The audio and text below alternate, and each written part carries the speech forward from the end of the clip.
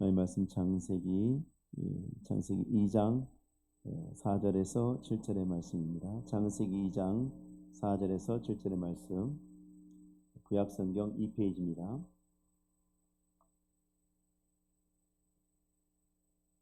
창세기 2장 4절에서 7절의 말씀 교독하겠습니다. 이것이 천지가 창조될 때에 하늘과 땅의 내력이니 여호와 하나님이 땅과 하늘을 만드시던 날에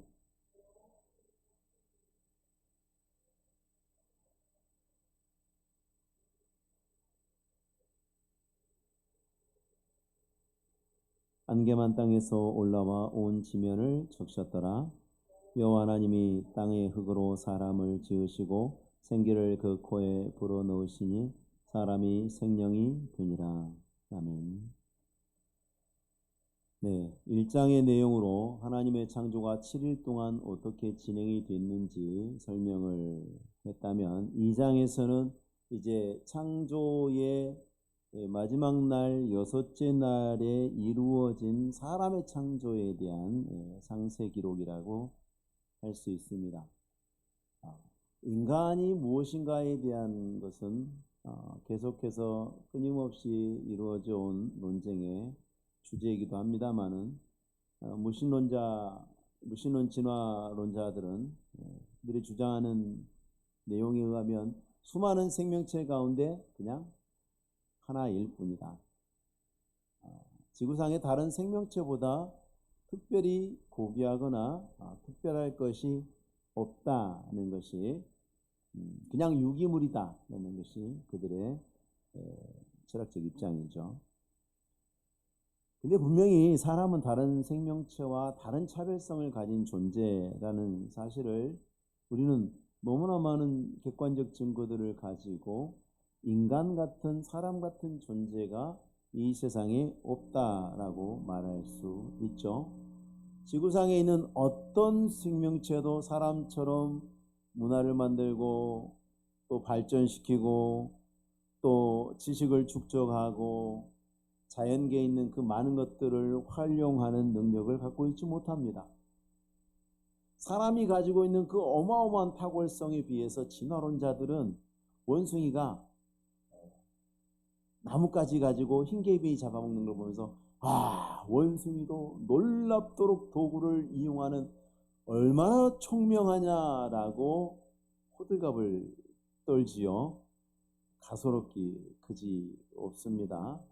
말도 안 되는 걸 가지고 그것이 마치 인간의 견줄 만한 지혜와 총명인 것처럼 그렇게 억지를 부립니다. 인간의 존재에 대한 가장 합리적이고 타당해 보이는 설명은 성경에만 있죠. 그 어디에서도 정확하게 제시하는 것이 없습니다. 우리가 교회 안에 있다고 하면서, 믿음이 있다고 하면서 창세기의 기록을 설화 수준으로 비하하는 사람들이 있습니다. 그거 그냥 옛날 이야기 아니냐. 다른 나라 민족들 가운데도 창조와 관련된 설화들이 있다. 그것과 창세기 내용이 비슷하다. 그러니까 창세기도 결국은 다른 나라들, 민족들이 가지고 있는 전설, 세상이 어떻게 만들어졌고 자기들의 신들이 자기 민족을 어떻게 만들고 돌보았는지에 대한 그러한 전해져 내려오는 이야기, 현실성은 없고 그냥 전해져 내려오는 이야기일 뿐이다, 이렇게 치부하죠. 그냥 만들어진 이야기라는 것입니다. 그러나 이스라엘 사람들은 오늘 4절 말씀에 있는 것처럼 하늘과 땅의 내력이다, 이런 말을 그렇게 사용하지 않습니다. 그런 용법으로 쓰지 않습니다. 이 단어를 사용하는 경우는 사실에 입각해서 매우 신중하고 또 정확하게 기록된 것들을 가리킬 때에 내력이라는 단어를 사용을 합니다. 비록 요약되어서 기록이 되어 있지만 이 기록 자체는 사실에 분명한 근거를 가지고 있는 이야기라는 말이죠. 우리 권사님 기도하셨습니다마는 오늘날 정보의 홍수, 말씀의 홍수라고 하는데 정말 그 홍수에 마실 물이 있나요? 홍수에 마실 물이 없죠. 왜? 다 꾸작물이고 오염된 더러운 물들이 밀려서 내려오죠. 교회의 이름으로, 목사의 이름으로 사람들의 믿음을 바닥에서부터 좀먹는 이야기들을 하는 사람들이 너무 많습니다.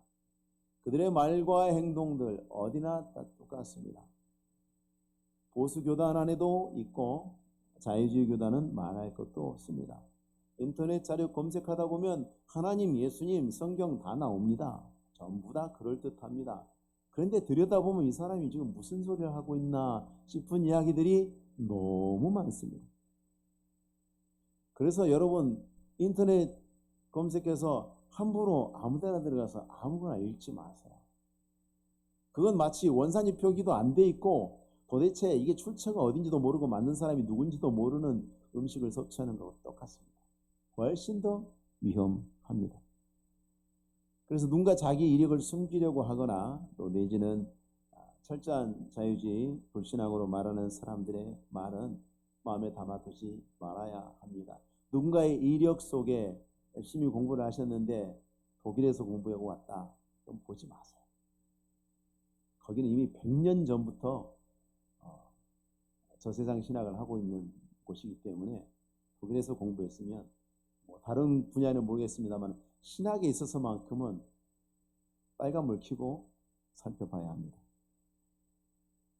5절의 말씀은 자칫 1장의 진술과 충돌되는 것으로 오해하기 쉽습니다. 하나님께서 분명히 초목, 채소 분명히 창조하셨다고 되어 있고 용어도 똑같은 용어를 쓰고 있는데 1장에는 있다, 2장에는 없다 그럽니다. 왜 있다고 해놓고 여기는 없다고 하는가? 5절 말씀 보시면 들에는 초목이 아직 없었고 밭에는 채소가 나지 아니하였다. 이렇게 되어 있죠. 자, 이건 어떻게 해서 나온 오해인가? 그러면 5절에 보면은 세 가지 용어가 등장합니다. 땅, 그리고 들, 밭입니다. 땅이 훨씬 더 큰 개념이고요. 들과 밭은 좀 좁은 개념입니다. 그래서 하나님이 창조하신 땅을 가리키는 용어하고 들과 밭을 말하는 용어가 다릅니다. 들과 밭은 뭔가? 땅 가운데서도 사람이 경작해서 일구는 장소를 들과 밭 이렇게 표현을 합니다. 그러니까 사람이 아직 창조되지 않았기 때문에 사람이 가꾸는 들과 밭이 없는 것은 당연하겠죠. 들과 밭을 가꿀 사람이 없어요. 그러니 거기에 채소가 초목이 없는 것은 당연하겠죠. 들과 밭에서 자라는 것은 사람이 가꾸어야 자라는 거잖아요. 지금 그게 안 되고 있는 것을 설명합니다. 사람이 지음받기 이전에 6일째 상황을 지금 생동감 있게 전달을 하고 있죠. 자, 노아의 홍수 전에는 비라는 자연현상이 존재하지 않은 것으로 보이죠. 그러면 자연에는 그 많은 식물들은 어떻게 생존했을까? 6절의 말씀은 과학이 발전하기 전에는 그냥 어떤 문학적 수사로서 어떤 꾸민말로서 그냥 이렇게 기록된 것이 아닐까라고 생각했을 법한 구절입니다. 안개만 땅에서 올라와 온 지면을 적셨더라. 어떤 사람들의 상상력을 자극하기 위해서 어떤 시각적인 상상력을 자극하기 위해서 문장을 구성한 것 아니냐. 그런데 과학이 발전하면서 우리는 이 구절이 굉장히 중요한 단서가 된다는 것을 알게 됩니다. 비가 오는 현상이 있기 전에 창조의 세계에서 이 생태계를 담당하는 굉장히 중요한 역할을 하는 것이 식물인데 이 식물이 하늘로부터 빛을 공급받고 땅으로부터 토양을 공급받는데 물은 어떻게 됐는가 하는 부분에 대한 존재를 본문이 제공을 해주고 있거든요. 이미 충분한 물의 순환이 비라는 방식은 아니었어도 땅에서 올라와서 이슬과 같은 작용으로 물이 순환하고 있는 걸 보여주는 거죠.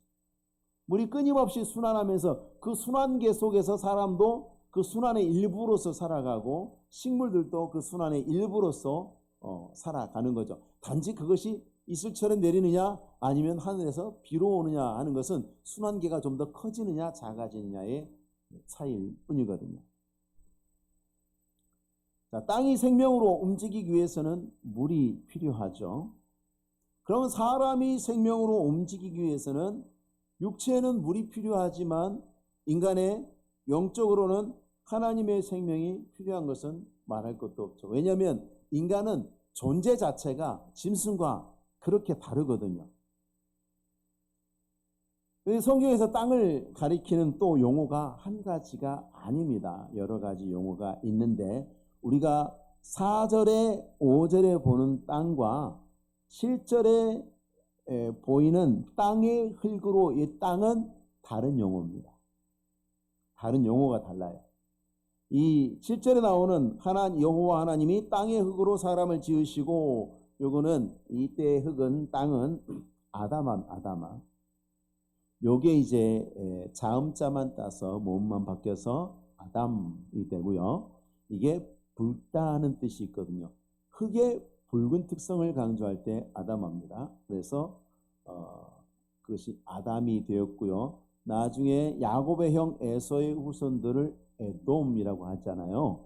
그래서 이응, 디귿, 미음 요게 연결이 돼서 모음자만 바뀌면서 아담아, 아담, 에돔이 되는 거죠. 연관이 있어요. 하나님이 지금 사람을 뭐라고 부르냐면 흙이라고 부르신 거죠. 아담아에서 아담을 만든 거죠. 사람은 흙에서 티끌 가지고 만드셨어요. 그래서 실절에 보면은 번역할 때 티끌이 좀 번역이 생략이 되어 있습니다만, 인간은 뭔가 땅의 먼지다. 인간은 원래 땅의 먼지였기 때문에 하나님으로부터 분리되면 땅의 먼지였던 원래의 모습으로 돌아가는 것이 자연스러운 것이라는 것을 암시하고 있는 대목이죠. 하나님 없는 인간, 하나님으로부터 자기 스스로를 배제시킨, 분리시킨 인간이 어떠한지 자기 실상에 대한 반성이 냉철하게 있어야 함에도 불구하고 인간은 교만한 마음을 품고 살다가 결국은 슬픈 운명의 자리로 돌아가는 것이 우리가 주변에서 숱하게 보는 현실입니다. 놀라운 것은 그 수많은 장례식장에 문상을 다니면서도 나도 저렇게 되겠구나, 저 다음에는 무엇이 있을까, 왜 인간은 저렇게 먼지가 되어버리는가에 대한 고민과 그 고민을 통해서 답을 얻고자 하는, 답을 알지 못하는 것에서 오는 답답함을 묻어버린다는 거죠. 외면해버린다는 것입니다. 우리 신자들은 가면서 하나님의 성경 말씀에서 말씀하신 바와 같이 지혜자의 마음은 초상집에 있죠. 초상집에 가서 우리 존재의 본질을 깨닫습니다. 우리가 잘못 사는 것은 곧 어떠한 것인가? 아무 의미 없고 아무 소망 없고 아무 가치 없는 것으로 끝나버리겠구나 하는 것을 배우는 것이죠. 전도서 9장에 모든 사람의 결국은 일반이라, 이것은 해 아래서 행해지는 모든 일 중에 악한 것이니 곧 인생의 마음에는 악이 가득하여 그들의 평생에 미친 마음을 품고 있다가 후에는 죽은 자들에게로 돌아가는 것이라. 하나님 없이 추구하는 모든 것이 무엇 같다? 티끌과 같다. 하나님이 없는 그 어떤 공적, 그 어떤 명예, 그 무엇이든지 하나님 없이 이루어지는 것은 그냥 티끌 같은 것입니다. 아무것도 아닌 겁니다. 사람들이 아무리 많은 박수갈채를 보내고 아무리 거대한 기념비에 그것을 기록해 놓았어도 아무것도 아닙니다. 그럼에도 불구하고 인간은 땅 위에 살아가는 모든 것 가운데 가장 고귀하고 탁월하고 특별한 존재였죠. 너무 고귀해서 땅과는 전혀 관계없는 것처럼 보이는 하나님의 특별하신 돌보심과 은총을 부어주셨기 때문에 인간은 그렇게 되는 거죠. 땅의 먼지로부터 하나님이 특별한 은총을 부어주셨기 때문에 인간은 그렇게 탁월하고 특별하고 고귀한 존재가 된 것입니다. 그렇기 때문에 우리가 땅의 일을 추구하면 추구할수록 우리 자신이 먼지 같은 존재라는 것을 더 많이 드러내고 먼지 같은 종말을 향해서 달려가는 것입니다. 예수 믿는 사람이라 그래도 그렇게 살 수 있어요. 구원받은 하나님의 백성인데 땅의 것만 땅만 쳐다보고 살면 나는 먼지요, 나는 티끌이요, 나는 아무것도 아니요, 나는 오늘도 아무것도 아닌 삶을 살았소라고 말하는 것과 무엇이 다르겠습니까? 반대로 하늘의 것을 추구하고 하나님께 가까이 갈수록 우리는 태초의 그 아담의 그 고귀함과 특별함을 뛰어넘어서 우리가 하나님의 자리에 있게 될 사람이고 하나님의 자녀의 자리에 있게 될 사람이고 하나님의 그 자녀의 영화로움을 지금도 드러내고 열매 맺고 누리면서 살아가는 사람이라는 것을 세상에 보여주게 되는 것입니다. 이 사람에게 하나님께서 직접 불어넣어 주신 생기가 있습니다. 하나님이 사람을 만드실 때 하나님의 형상과 모양으로 만드셨다고 말씀을 하셨는데 그 형상과 모양이 뭘까? 인간이 다른 동물과 다르게 창조된 기록이라면 딱 이거 하나밖에 없습니다. 하나님이 불어넣으신 생기뿐입니다. 동물들도 다른 것들도 다 흙에서 만들었고요. 사람도 흙으로 만들었습니다. 다른 거라면 하나님이 직접 생기를 불어넣어 주셨죠. 우리는 그것이 하나님이 말씀하신 하나님의 형상과 모양대로 영화로운 존재, 존귀한 존재가 되게 한 것이 바로 하나님이 불어넣어 주신 생기로부터 말미암는다는 것을 우리는 찾을 수 있습니다. 그래서 그 생기를 불어넣어서 사람이 생명이 되었죠. 영어로는 living soul입니다. 살아있는 영. 이렇게 살아있는 영을 가진 존재가, 살아있는 영적인 존재가 범죄하고 타락해서 하나님으로부터 분리된 죽은 영이 되고 말았죠. 그래서 오늘날 자연인으로 태어나는 모든 사람이 목사의 자녀, 장로의 자녀, 권사의 자녀 다 뭘로 태어납니까? 죄인으로 태어납니다. 먼지 같은 인간으로 태어나고 하나님과 관계없는 자로 태어납니다. 모태신앙이라는 말은 틀린 겁니다. 뱃속에서부터 날 때부터 믿음을 가지고 나오신 분은 예수님밖에 없습니다. 죄 없으신 예수님을 제외하고 모두가 다 사람의 태에서 나는 자는 다윗이 고백했던 것처럼 죄 중에 우리가 잉태되는 것입니다. 디모데전서 5장 6절에 향락을 좋아하는 자는 살았으나 죽었는데, 살아도 산 게 아니죠. 죽은 거죠. 근데 살았으나 죽은 것처럼 사는 사람도 있죠. 신자인데 세상 즐거움만 쫓아다니는 사람, 세상 쾌락만 좋아하는 사람, 구원받은 백성인데 그 등불이 너무나 미약하고 초라해서 신자가 아닌 것처럼 보이는 사람. 그러면 교회 안 나와야 될 것 같은데 그래도 믿음이 있음을 간간히 보여줘서 보는 사람을 안타깝게 하는 사람들이 있습니다. 얼마나 안타까운지 몰라요.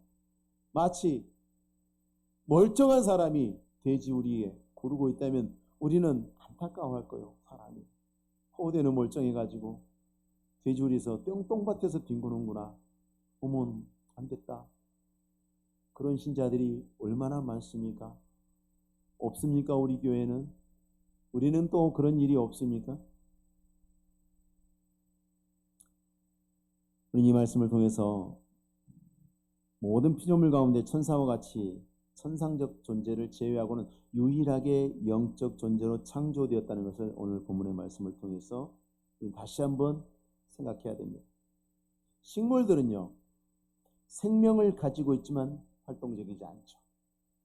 동물들은 생명을 가지고 있으면서 활동적이지만 영적 존재는 아니에요.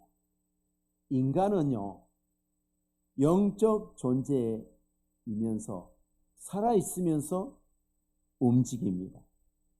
동시에 영적 존재이기 때문에 그 움직이는 그 살아있음을 통해서 하나님을 예배하고 하나님과 교제하도록 지음받은 피조물입니다.